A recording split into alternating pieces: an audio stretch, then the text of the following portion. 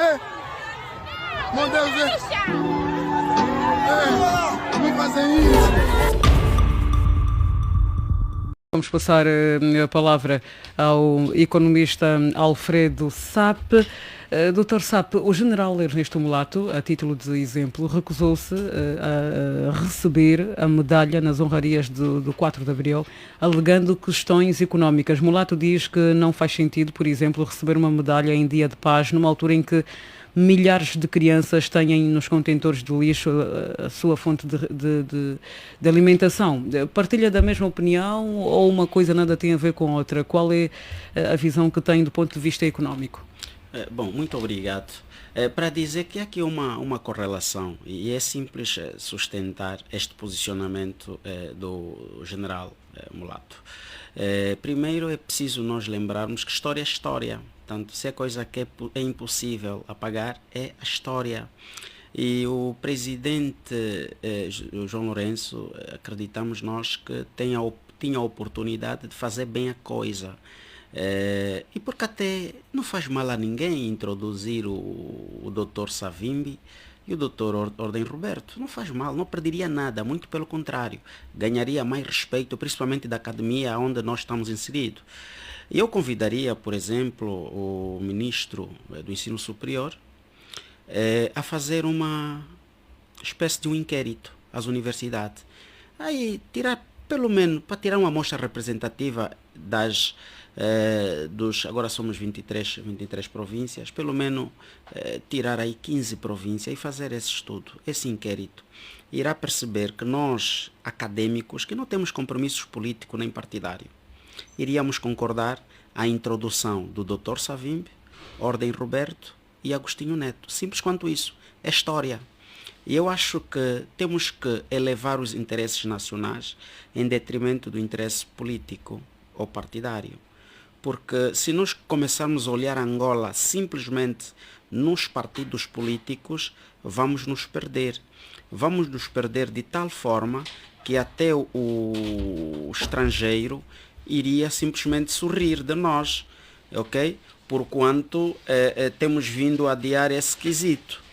E outro elemento que gostava também aqui fazer menção é relativamente ao posicionamento em dizer da paz, portanto do calar das armas e a guerra econômica e social. Eu iria inclusive introduzir guerra religiosa e política.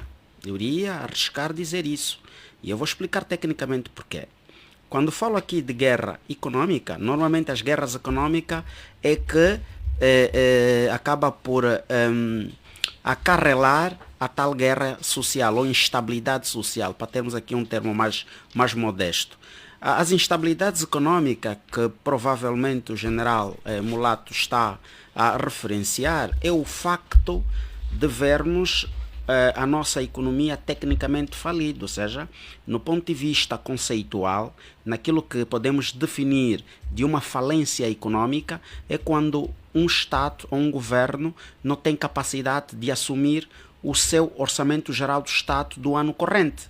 Em tese, quando o seu orçamento geral do Estado é assumido mais de 50% por via de financiamento, para satisfazer as tuas necessidades, implica dizer que tecnicamente estás falido. Um outro elemento que gostava aqui de partilhar, em termos da tal instabilidade econômica que se refere, é o facto de, dia após dia, as empresas privadas têm a decretar falência. E a título de exemplo, é só fazermos um inquérito muito rápido a nível da nossa capital, tanto de Luanda, vamos perceber que muitas empresas só estão abertas para inglês ver, é para pagar salário, não tem grande pedalada para suportar, por exemplo, uma competitividade emergencial de outras potencialidades que venham investir em Angola, por um lado. Por outro lado também, quando se fala aqui de várias falências técnicas por parte da empresa, obviamente que isso depois traz como consequência o desemprego. Olha hoje a nível da taxa de desemprego. Olha hoje a nível da densidade populacional que está a sair do nível baixo, portanto da classe baixa, para a pobreza extrema. E eu tenho vindo a dizer e a sustentar que em Angola praticamente só existe duas classes, alta e baixa. A média está cada vez mais a desaparecer.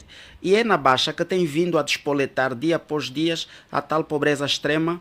Por isso é que depois acabamos por ver famílias a alimentarem-se nos contentores de lixo. Isso é óbvio, isso aqui, portanto, não precisa fazer grandes engenharia para chegar à conclusão que temos vindo a notar várias famílias a comerem-se no contentor de lixo.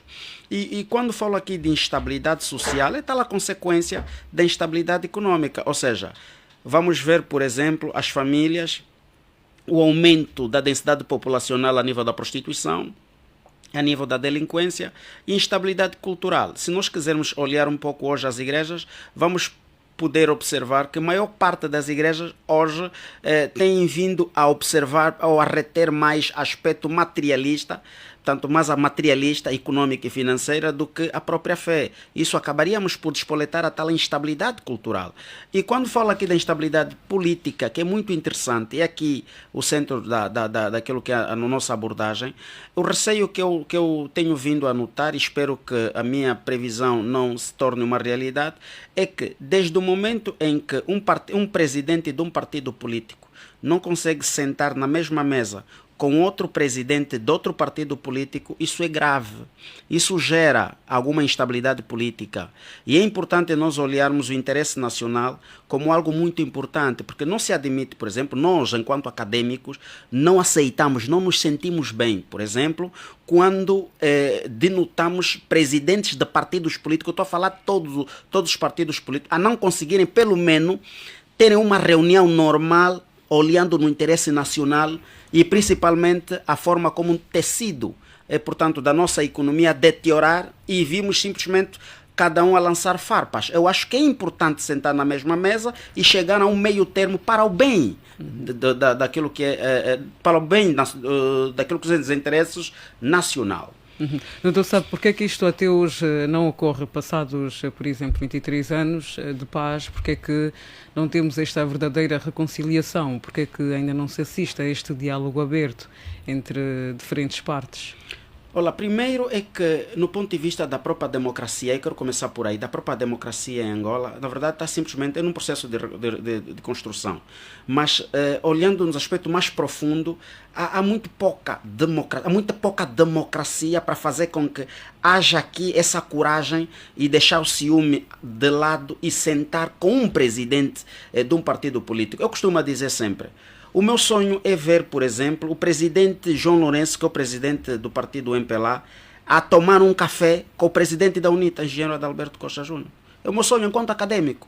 Por que meu sonho? Porque eu olho os interesses nacionais em detrimento dos interesses partidários.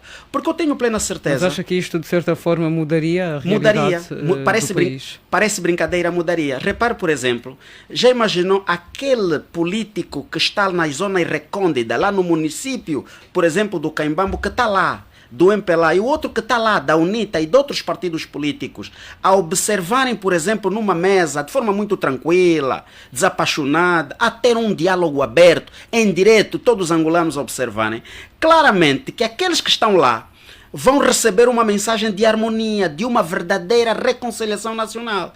Porque, repare, hoje por hoje, por exemplo, é difícil ver um líder, vamos lá, que tem uma responsabilidade política no MPLA e na UNITA andarem no mesmo carro. Por exemplo, um está a se esconder para o chefe dele não observar. Provavelmente vais ver, por exemplo, um da UNITA a estar à vontade, de forma muito tranquila, na mesma viatura com um elemento do MPLA. Ou seja, eu estou a dar um exemplo muito pontual. Se existe, o número é muito reduzido.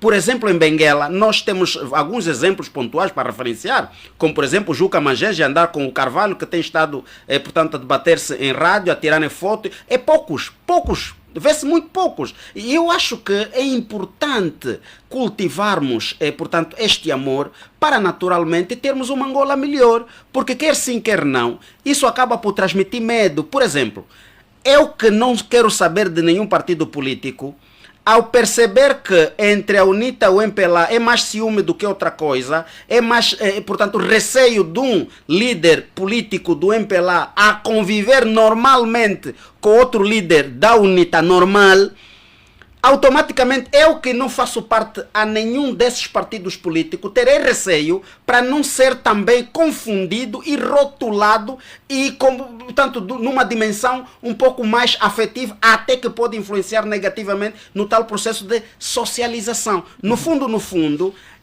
essa chamada de atenção que estou a tentar passar, ele é diretamente para o presidente João Lourenço. É para perceber o quão é importante, e quem está a falar aqui é um acadêmico, o quão é importante os líderes partidários sentarem na mesma mesa e dialogarem sobre Angola. E, aliás, se continuarmos, e aqui essa chamada de atenção de forma muito direcionada, se continuarmos a andar nesta caminhada, nós vamos acabar por estar numa instabilidade política irreversível. Obrigada, doutor. Acorda cedo, põe o pé na estrada, deixa o filho em casa com uma vontade de voltar para casa. Quando chega a praça,